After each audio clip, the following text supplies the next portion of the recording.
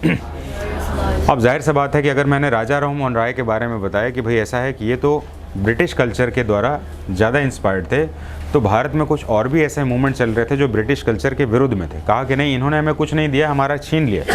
और इसमें जो है हमारे पास कौन है, इसमें आर्य समाज जो है, आर्य समाज के स्वामी दयानंद सरस्वती ने कहा कि भाई ऐसा है, वेदों की ओर लौट कर हम भारत की सारी समस्याओं को सॉल्व कर सकते हैं। कैसे सॉल्व कर सकते हैं?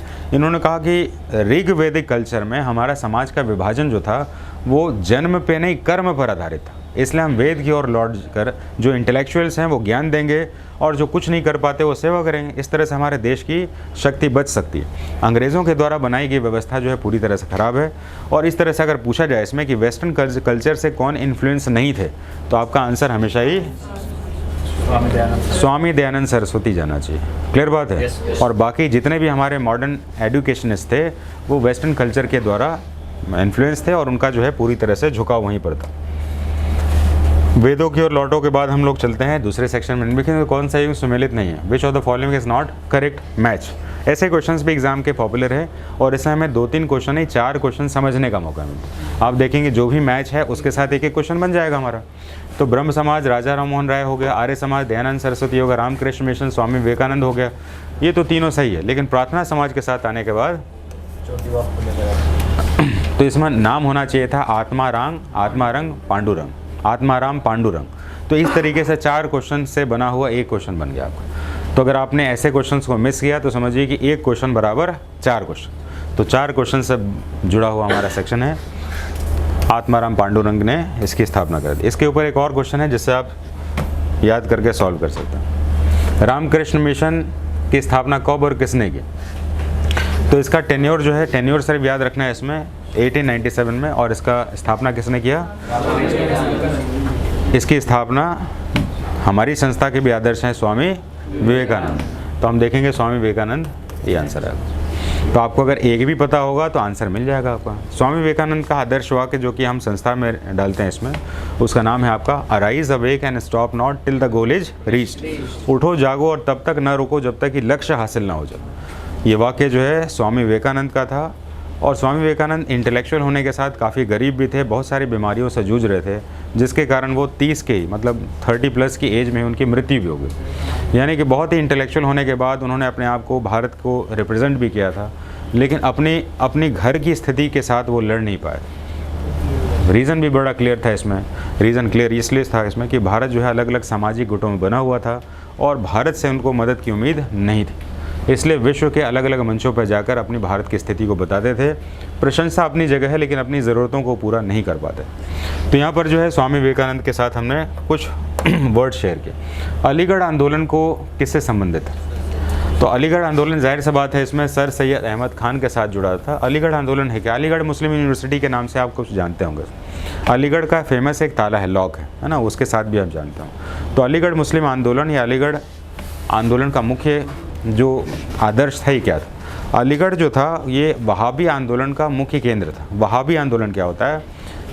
कुरान के अंदर जो फैनेटिक और रिलीजियस यानी कि थोड़ा सा फंडामेंटल जो एजुकेशन होता है उसको ज़्यादा ये प्रमोट करता है। जब वहाबी कहते हैं ना तो वहाबी का मतलब होता है मूल रूप से सिद्धांत जो इस्लाम जो है एग्रेसिव काफिर वाला सिद्धांत है कि इस्लाम को छोड़कर कोई अस्तित्व में नहीं रहना चाहिए, ऐसा करके मान लीजिए। तो अलीगढ़ यूनिवर्सिटी में ये जो फंडामेंटलिस्ट सोच थी जिसके कारण भारत में जो है विभाजन ज़्यादा हो रहा था और भारत में रेडिकलाइजेशन हो रहा था, यानी कि धर्म के ऊपर कट्टरता हो रही थी। और इस कट्टरता से रोकने के लिए इनको जो है सर सैयद अहमद खान ने जो है इनको मॉडरेट बनाने का प्रयास किया। तो इस आंदोलन से रेडिकलाइज्ड की जगह पर मॉडरेट बनाने का प्रयास किया गया और इस आंदोलन को कहा गया अलीगढ़ आंदोलन। अलीगढ़ मूल रूप से कैसी विचारधारा थी?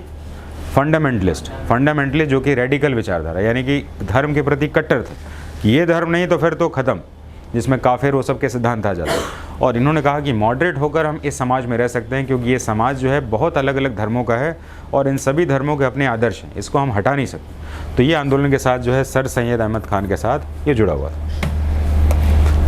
नेक्स्ट आ जाते हैं सत्यशोधक समाज की स्थापना किसने की? सत्यशोधक के साथ ज्योतिबा फुले जो है हमेशा ही आ जाते हैं। तो ये कुछ अलग अलग क्वेश्चन है जिसको मैं फास्ट में लेके चल रहा हूँ जिससे कि आप क्वेश्चन को थोड़ा सा इंटरेक्ट करें। सुने ज़रूर इसमें क्योंकि नहीं देखने से दिमाग में घुसेगा नहीं, है ना, थोड़ा सा विचार करके छोड़ेगा। तो सत्यशोधक समाज से ऊपर आगे चुके हैं हम इसमें। Next, Hindu remarriage act. जाहिर सी बात है 1856 में जब बात करेंगे इसमें, तो भारत के उस समय गवर्नर जनरल, या हम वायसराय की अगर बात करें, गवर्नर जनरल का पीरियड उस समय था इसमें, वायसराय तो 1957 के विद्रोह के बाद आए थे। तो उस समय कौन था इसमें? लॉर्ड डलहौजी। लॉर्ड डलहौजी के समय भारत का एक जो प्रतिनिधि था जिसने कि लॉर्ड डलहौजी से इसको विडो रीमैरिज कराने की घोषणा की थी। इसका नाम क्या था? ईश्वर चंद्र। तो ईश्वर चंद्र विद्यासागर ने लॉर्ड डलहौजी के साथ मिलकर भारत में विडो रीमैरिज को कराने का प्रोत्साहन किया। और ये बहुत हद तक सही मानते हैं कि नहीं मानते? बिल्कुल सही है, इसमें सही होना चाहिए, क्योंकि विडो करके कुछ वर्ड होना नहीं चाहिए, है ना। लाइफ में जो है सबकी लाइफ अलग अलग है, ऐसा नहीं कि एक आदमी मर गया तो उसको फिर जला दो। इसका एक रीज़न रहा करता था। इसका रीज़न जब हम इस टॉपिक को पढ़ेंगे ना सिलेबस में, तो आपको बताएंगे तो बड़ा आपको विचित्र सा लगेगा।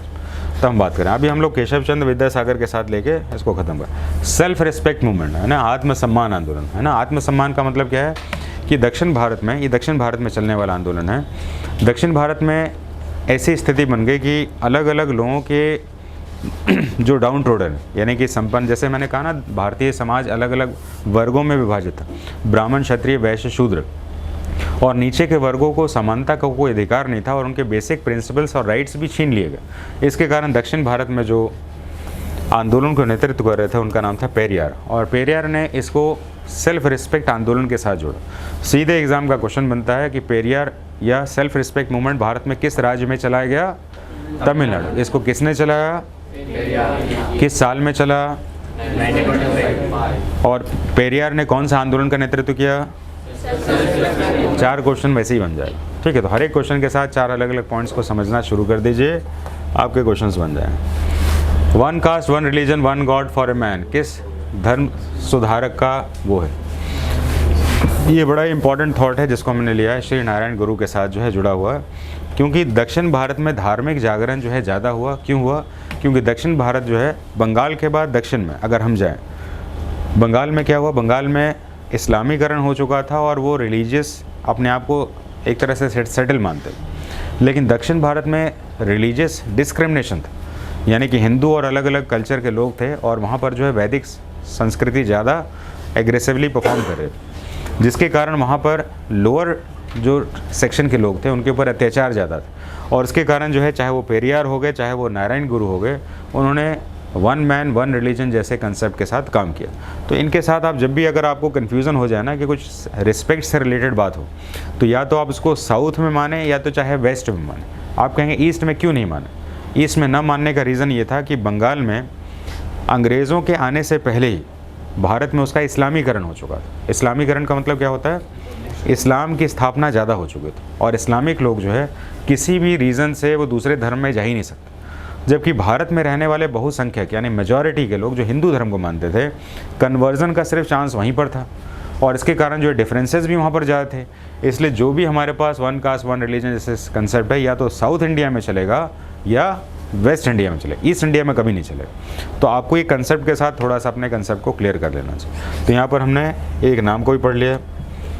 निम्नलिखित में से सही कालक्रम कौन सा है? ज़रा एक बार चेंज कर लें। आपने सभी को देख लिया अभी, आप ट्राई करें इसमें। ब्रह्म समाज, विधवा पुनर्विवाह अधिनियम, सत्यशोधक समाज, आर्य समाज। तो ब्रह्म समाज 28 में बना, विडो रीमैरिज एक्ट 56 में बना है, सत्यशोधक 73 में बना है और आर्य समाज 75 में। तो आप चाहें तो एक साथ इसको लिख कर जो है ये सारे सेक्शन को एक ही क्वेश्चन में सॉल्व कर सकते हैं, है ना। ये मतलब 4 क्वेश्चंस को एक साथ ही अपने आप को कंपोज किए हुए। तो भारत के सारे आंदोलन जो है ब्रिटिश रूल के साथ अलग अलग सेक्शन में परफॉर्म किए गए। आप सिर्फ इतने को ही लिख लेंगे इसमें तो आपका काम चल जाएगा। पूछा कैसे जाएगा? ज़रूरी नहीं ऐसा पूछा जाए, वो ऐसे भी पूछा जा सकता है। तो हम लोग आ जाते हैं अभी सैनिक विद्रोह, यानी कि हमारे पास जो मूवमेंट चले हैं, पहले हमने पीजेंट मूवमेंट ले लिया, फिर सोशल मूवमेंट्स ले लिया, अब हम सैनिक विद्रोह के रूप में आते हैं। तो सैनिक विद्रोह में हम ये देख रहे हैं, इसमें पहला बड़ा सिपाही विद्रोह कौन सा था? सिपाही विद्रोह में जब जाते हैं तो हमारे पास कंसेप्ट कुछ अलग है और यहाँ पर कंसेप्ट कुछ अलग मिलेगा। ये है बेल्लौर का सैनिक विद्रोह। बेल्लौर का सैनिक विद्रोह शायद आपकी जानकारी में नहीं होगा, लेकिन एग्ज़ाम का सबसे पहला क्वेश्चन है। 1806 में वेलोर का सैनिक विद्रोह हुआ। ये सैनिक विद्रोह क्यों हुआ था? क्योंकि सैनिक विद्रोह के समय भारत में साउथ इंडिया के जो गवर्नर थे उनका नाम क्या था? बेंटिंग, लॉर्ड विलियम बेंटिंग थे। और वेलोर का विद्रोह उसी में हुआ था। और वेलोर का विद्रोह हुआ था जातीय चिन्हों के आधार पर। सेना में जातीय चिन्हों को प्रोहिबिटेड कर देने के कारण यहाँ के लोगों ने, सिपाही जैसे सैनिक जो होते हैं, उन्होंने इसका रिवॉल्ट किया कि हम अपने जाति को नहीं छोड़ सकते, जिसके कारण इस रिवॉल्ट को सप्रेस किया गया। तो पहली बार एक ऐसा विद्रोह था जो कि सेना के द्वारा किया गया। और बेंटिक को पता चल चुका था कि भारत के सैनिक जो हैं, भारतीय सैनिक जो हैं, इनको कंट्रोल करना है तो इनको पूरी तरह से भारतीय सेना में एक ग्रुप में नहीं डालना होगा। इनके साथ कुछ रेशो बनाना होगा जिसमें कि 4 भारतीय सैनिक पर 1 अंग्रेज़ को रखेंगे, तब ये कंट्रोल होंगे। ऐसा नहीं कि पूरे भारतीय को रख लें और कोई नियम लागू कर दें। तो भारत में अलग अलग समय में अलग अलग रूल्स बने। तो यहाँ पर जो है वेलोर का सैनिक विद्रोह के साथ ये क्वेश्चन बन सकता है। बैरकपुर के साथ देखें, बैरकपुर सैनिक विद्रोह में ज़्यादातर दिमाग में आपके क्वेश्चन रहता है, ये तो 1857 के समय हुई थी। बैरकपुर जो कि पश्चिम बंगाल में कह सकते हो, समय पश्चिम बंगाल तो था ही नहीं। तो 1824 में बैरकपुर का आंदोलन जो था ये 1824 में हुआ था, जिसके कारण ये दूसरा ऐसा सैनिक विद्रोह था जो कि हमारा 1857 से पहले एक सैनिक विद्रोह के रूप में जाना जाता है। जनरली हम जितने भी सैनिक विद्रोह हैं जिसमें मेरठ की क्रांति आती है, हमारे दिमाग में है ये तो 1857 वाली क्रांति है। लेकिन 1857 से कौन कौन सी पहली क्रांति हुई थी, इसके साथ हमारे पास ऐसे क्वेश्चंस बन जाए। तो एक क्वेश्चन मैंने देखा था कि इसमें कौन से इन्फेंट्री ने, कौन से सैन्य दल ने बैरकपुर विद्रोह में शामिल हुआ। तो ये वाला क्वेश्चन मेरे हिसाब से एक इम्पॉर्टेंट क्वेश्चन था। तो आप चाहें तो उसमें लिख सकते हैं बैरकपुर म्यूटिनी जो था आपका, उसमें जो पार्टिसिपेशन था हमारे इन्फेंट्री का, तो 47 बंगाल नेटिव इन्फेंट्री। ऐसे क्वेश्चंस अभी के समय के फेवरेट क्वेश्चंस, तो इसको ज़रूर से ज़रूर लिखिए। इसमें ये हमारे 1857 से पहले की क्रांति में बहुत ही क्रूशल रोल प्ले कर रहा था। तो मूवमेंट्स का मतलब है कि सैनिक में भी मूवमेंट्स हो रहा है, रिलीजन में भी मूवमेंट हो रहा है और किसानों का भी मूवमेंट हो रहा है। तो सारे मूवमेंट्स को मिलाकर जो है मॉडर्न हिस्ट्री का एक सेक्शन हमारा बनता है इसमें। तो आप जो है सिर्फ लिखें इसमें 1824 का बैरकपुर सैनिक विद्रोह, सैनिक को सिपाही म्यूटिनी कहते हैं, सिपाही म्यूटिनी। तो उसके साथ जो है 47 बंगाल नेटिव इन्फेंट्री, इसमें ये शामिल था। अच्छा, अगर आपसे मैं पूछूं कि कैप्टन विक्रम बत्रा ये भारत में सेना के किस रेजिमेंट के भाग थे, तो ये क्वेश्चन भी एग्जाम में पूछा गया, पता है आपको? हाँ, तो JN के लाइट इन्फेंट्री के भाग थे। तो ये बताइए क्वेश्चन बन गया आपका। तो कहने का मतलब हमारे समझ पर बना हुआ कि क्वेश्चन पूछा कैसे जाएगा। अगर आपने कभी सुना ही नहीं है तो फिर ये क्वेश्चन कहाँ से बनेगा। इसलिए ऐसे क्वेश्चन को सुनिए और लिख लीजिए। तो आगे चलें अभी। अब देखिए वही आ गया जहाँ पर आप थे इसमें कि 1857 का विद्रोह मेरठ के किस तारीख से प्रारंभ हुआ। तो 10 मई का डेट याद रखिएगा इसमें, और इसके साथ 2-3 क्वेश्चन हो गए। 1857 में सबसे पहली क्रांति कहाँ पर हुई? मेरठ में। तो पहली बात तो ये होगी मेरठ में हुई, और ये कब स्टार्ट हुई? तो ये आपकी 10 मई को स्टार्ट हुई। तो इस तरीके से भारत में आज़ादी की पहली लड़ाई जो कि बड़े पैमाने पर हुई थी, बड़े रीजन पर हुई थी, उसका ट्रिगर पॉइंट मेरठ में था, जो कि 10 मई से शुरू हुआ। जब हम मॉडर्न हिस्ट्री के इस चैप्टर को पढ़ेंगे ना, तो उस मेरठ के साथ उसके आगे और पीछे के कंसिक्वेंसेस पढ़ेंगे, और उसमें कौन सा राइफल यूज़ किया गया था और क्या गन पाउडर के साथ यूज़ किया गया था, और ये आंदोलन हुआ ही क्यों, इसके बारे में चर्चा करें। ठीक है, अभी सिर्फ इतना ही लेके हमें चलना होगा। नेक्स्ट लिख लेते हैं 1946 का रॉयल इंडियन नेवी म्यूटिनी सबसे पहले किस स्थान पर बड़े पैमाने पर शुरू किया गया। तो नेवल म्यूटिनी जो है, ये भी जो है मेरे हिसाब से अगर मिलिट्री से रिलेटेड क्वेश्चन पूछेगा तो उसको अरेंज द फॉलोइंग का सीक्वेंस में ये ज़रूर देना चाहिए। हाँ, कि सबसे पहले आपका बैरकपुर हो गया, आपका उससे पहले मेरठ हो गया, इससे पहले ये हो, ऐसा करके सीक्वेंसिंग बनाने का क्वेश्चन बन सकता है। तो आप ऐसे सीक्वेंसिंग बनाने के लिए ऐसे क्वेश्चंस को लेके चलें। तो नेवल ट्रूप ने जो है ओशन के साथ जो है ट्रेड जो कर रहे थे, या जो भी शिपमेंट चल रहा था, वहाँ पर उन्होंने विद्रोह कर दिया। इसमें रीज़न क्या था? रीज़न ये था उनका फूड आइटम्स और उनके पास जो बेसिक नेसेसिटीज़ थी उनको ब्रिटिश रॉयल नेवी जो है वो पूरा नहीं कर रही थी, जिसके कारण वहाँ पर रिवॉल्ट की शुरुआत हुई। तो यहाँ पर इस चीज़ को भी देखिए, इसमें कुछ लिखा है क्या? तो इसमें ठीक से इसमें नहीं लिखा हुआ। यहाँ पर इसमें बेसिक एम्यूनिटीज़ थी, जिसमें फूड आइटम्स था और उनके क्लोथिंग और बेसिक नेसेसिटीज़ से रिलेटेड प्रॉब्लम्स थे।